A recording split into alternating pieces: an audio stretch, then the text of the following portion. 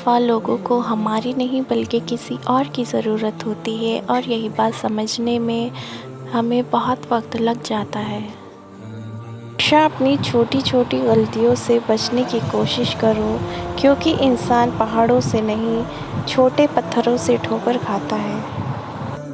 بکواس سن کر بھی ضبط کر جاتا ہوں۔ وہ کہتے ہیں مجھے غصہ نہیں آتا۔ میرے گھر کے بڑے یہ درس دیتے ہیں اکثر، کتا کاٹ بھی لے تو اسے کاٹا نہیں جاتا۔ جب ایک آدمی شادی کی تقریب میں کہتا ہے قبول کرتا ہوں، تو وہ کہہ رہا ہے کہ اپنی بیوی کو فراہم کرنے، اس سے محبت کرنے اور اس کی حفاظت کی ذمہ داری قبول کرتا ہوں۔ اس نے رسول کا حکم مانا، بے شک اس نے اللہ کا حکم مانا۔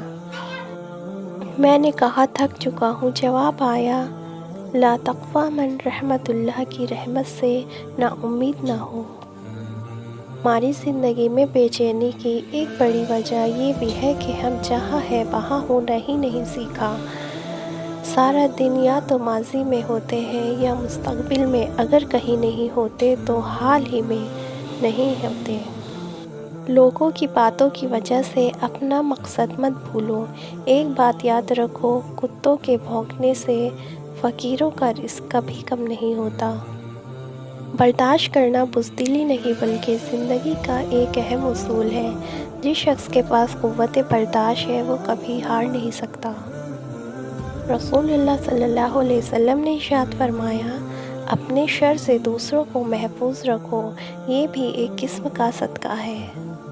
ناراضگی گلے شکوے وہاں اچھے لگتے ہیں جہاں اپنائیت ہو۔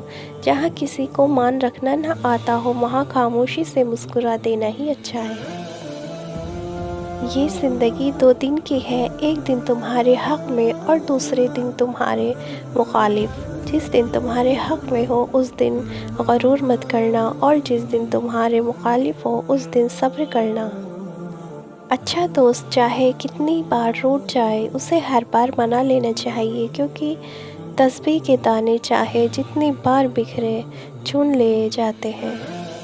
لوگوں کے سامنے مسکراتے رہو اور اللہ کے سامنے گڑ گڑاتے رہا کرو، کیونکہ دنیا مسکرانے والوں کو پسند کرتی ہے جبکہ اللہ پاک گڑ گڑانے والوں کو پسند کرتا ہے۔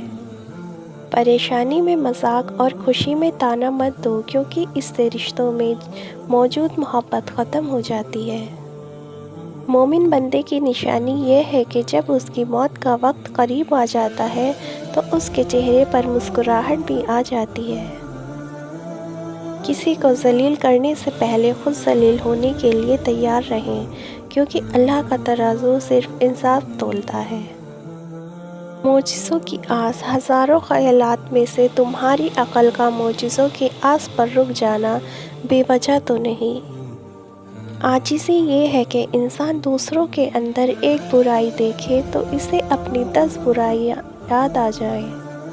حضرت عبد بن شقیق بیان کرتے ہیں رسول اللہ صلی اللہ علیہ وسلم کے صحابہ اعمال میں صرف ترک نماز کو کفر تصور کیا کرتے تھے، اور بے شک نماز بہترین عمل ہے۔